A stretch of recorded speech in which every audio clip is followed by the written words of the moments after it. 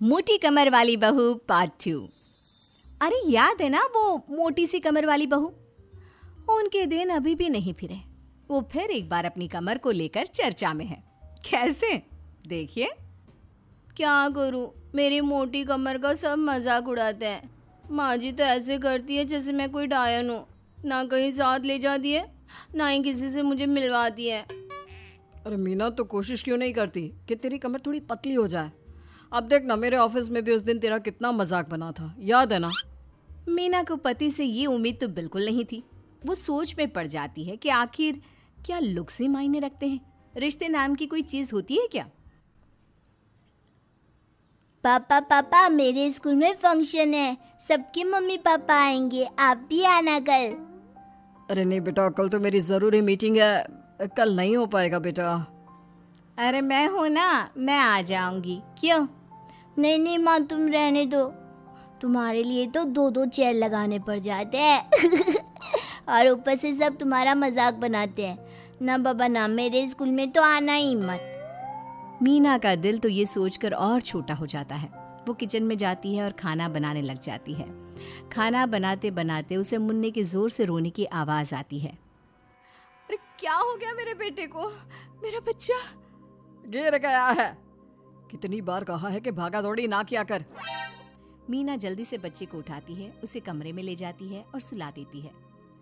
माँ, कल मैं गिर गया था तो किसी ने मुझे नहीं उठाया, सब मुझे डांट रहे थे, लेकिन तुमने मुझे उठाकर यहाँ बेड पर लिटाया। और रात भर तेरी कमर में मालिश भी करती रही। तभी तो मैं आज स्कूल के फंक्शन में जा रहा हूँ, नहीं तो कैसे जाता। अच्छा माँ, मैं जा रहा हूँ। बेटा स्कूल चला जाता है। उधर सास, बहू वो क्या है ना, आज मैंने घर में कीर्तन रखा है। तेरी कमर के कारण मैंने सबको बोल दिया है कि तू मायके गई है। तू जानती है ना कैसे तेरा मजाक बनाते हैं सभी। बहू कुछ नहीं कहती। पर माँ जी, कीर्तन में बैठने का तो मेरा भी मन था। हाँ तो किसी और शहर चली जाना जहाँ तुझे कोई जानता ना हो। वहीं किसी मंदिर में बैठ कर ले लेना हरि का नाम अच्छा जा, जल्दी से काम पर लग जा। मीना को सास की बात पर रोना आता है, लेकिन देखिए किया भी क्या जा सकता है। हमारे यहाँ तो ये रिवाज है ना, जिसका चेहरा अच्छा वो राजा, नहीं तो सब रंग। घर में औरतें आने लगती है, सब एक एक कर कीर्तन में बैठ जाती हैं। अरे मुन्ना, जा तो, किचन में मैंने प्रसाद बना कर रखा है, ले आ। अरे क्या क्या कर लेती हो बहन जी, एक तुम्हारी बहू है बस कमर का कमरा बनाए बैठी है।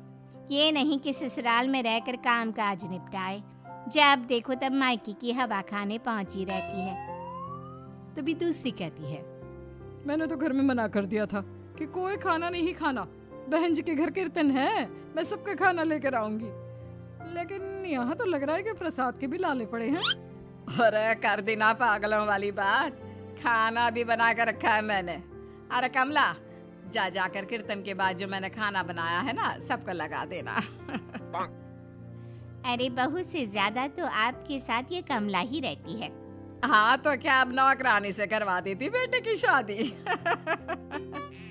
कमला किचन में जाती है, जहाँ बेचारी मीना पसीने से तर खाना पीना और किचन के काम में लगी होती है। कैसी हो भाभी, ऐसी सास के साथ कैसे गुजारा कर रही हो? पता है बाहर कह रही है कि सारा खाना और प्रसाद उन्होंने बनाए हैं। अरे कोई बात नहीं ना कमला, वो क्या है ना, मेरी कमर मोटी है, इसलिए वो मुझे किसी के सामने नहीं ले जा सकती हैं। अरे तो मैं कौन सी सुस्मिता सेन हूँ, लेकिन देखो मेरी सास मुझे कितने गर्व से मिलाती है सभी से। देखो मीना भाभी, आपको सबने ये बता रखा है कि आप अच्छी नहीं हो, सुंदर नहीं हो, लेकिन बात ये कि आपका चेहरा इतना प्यारा है कि क्या कहूँ। पता है भाभी, आपके चेहरे के नूर से तो सारा मोहल्ला रोशन है। मीना को बहुत दिनों के बाद किसी के प्यार के दो बोल सुनने मिले थे। वो खुश हो जाती है और कमला से दिल से बात करने लगती है। पता है कमला, जब मैं कॉलेज में थी ना, तो एक बार मेरी तस्वीर अखबार में छपी थी। मैं फूलों की प्रदर्शनी देखने गई थी, तो वहाँ किसी ने फूल के साथ मेरी फोटो खींची थी और लिखा था फूल से भी सुंदर। लेकिन अभी भाभी आप ऐसी ही हो, फूल से भी सुंदर। अरे कमर मोटी है तो क्या हो गया, क्या सब में सारी खूबियां होती है? अपनी सास को ही देख लो, ऐसा लगता है जैसे चूल्हे में कोयला जल गया हो। भैया भी माना पतले हैं, लेकिन है तो माँ की तरह काले ही ना।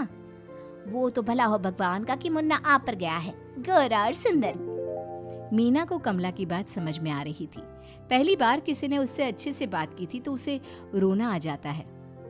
भाभी एक काम करो ना, कुछ दिनों के लिए मायके होकर आओ। यहाँ तो ना भैया को आपकी कदर है ना ही सास को, और बेटा भी आपको इन लोगों के कहने पर दूर ही रखता है। मीना को कमला की बात ठीक लगती है।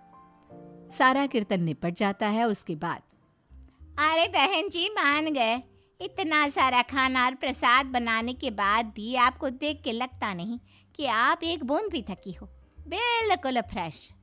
बस बहन जी मैं तो हूँ ही कुछ ऐसी ही। सभी चले जाते हैं। तब जाकर मीना किचन से बाहर आती है। अरे कहाँ जा रही है? थक गई हूँ मैं, चाय लेकर आ जा।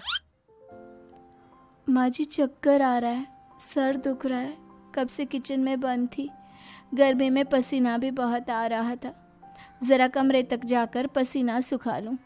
अरे तो होती ना कम सिन कमर की मालकिन, बिठा देती मैं सबके सामने। अब क्या आपने बेइज्जती कराती?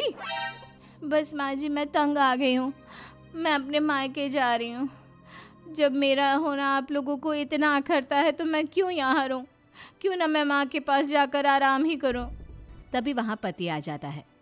देखो ऐसा नहीं है, लेकिन हाँ कुछ दिनों के लिए तुम जाना चाहती हो तो हो आओ, लेकिन यहाँ हम सबको तुम्हारी ज़रूरत है। मीना पति की इजाज़त के बाद मायके जाती है, लेकिन वहाँ भी भाभी। अरे मीना दीदी आज ही आना था क्या आपको? आज तो मेरे मायके वाले आ रहे हैं। दीदी आपकी कमर का मजाक फिर बनाएंगे वो लोग। अरे मीना एक फोन तो कर देती आने से पहले। अरे मीना क्या हाल बना रखा है शरीर का, कितनी प्यारी बच्ची थी हमारी, क्या हाल कर लिया। मीना को दुख होता है। वो घर के अंदर जाती है जहाँ दीदी आप तो दलिया लेंगी ना? सबके लिए वैसे आलू के पराठे बने हैं, मैं जानती हूँ आपके फेवरेट हैं आलू के पराठे, लेकिन अब आपका शरीर ऐसा है कि आप तो दलिया ही खाओ। मीना को समझ में नहीं आ रहा था कि ये क्या हो रहा है। हर कोई जो अपना है वो क्यों उससे ऐसा व्यवहार कर रहा है। मीना दुखी होकर पास में रहने वाली अपनी सहेली के घर जाती है। सहेली का पति बोल पड़ता है, अरे ये कौन है, कौन है ये? मुझे इसी की तो तलाश थी। मीना उसके पति के इस तरह के रिएक्शन से परेशान होकर वापस जा रही होती है कि अरे मीना बिना मिले ही जा रही हो? ये तुम्हारे पति है ना, ऐसे कैसे चिल्ला रहे हैं मुझे देखकर। पता नहीं क्यों जी, मेरी सहेली को देखकर क्यों चिल्ला रहे हो? अरे रीना मेरी फिल्म की हीरोइन मिल गई, यही तो है वो लड़की, प्यारी सी सुंदर सी मोटी कमर वाली। अरे हाँ, मीना तो बिल्कुल उस लड़की जैसी है जो आपकी फिल्म की कहानी है। ये क्या बोले जा रहे हो तुम लोग? मीना मेरे पति बहुत बड़ी फिल्म के डायरेक्टर है, पता है ना तुम्हें? और मैं एक बहुत बड़ी फिल्म बना रहा हूँ शाहरुख खान के साथ। मैं चाहता हूँ कि तुम उसकी हीरोइन बनो। हाँ मीना हाँ, प्लीज ना मत कहना, और इसके लिए तुम्हें करोड़ों रुपए भी मिलेंगे। मीना मन में सोचती है कि जो दुनिया उसे मोटा और भद्दा कहती थी उसे जवाब देने का यही एक रास्ता है। मीना फिल्म में काम करने के लिए हाँ कर देती है और फिर सारे शहर में मीना की फोटो शाहरुख खान के साथ लग जाती है।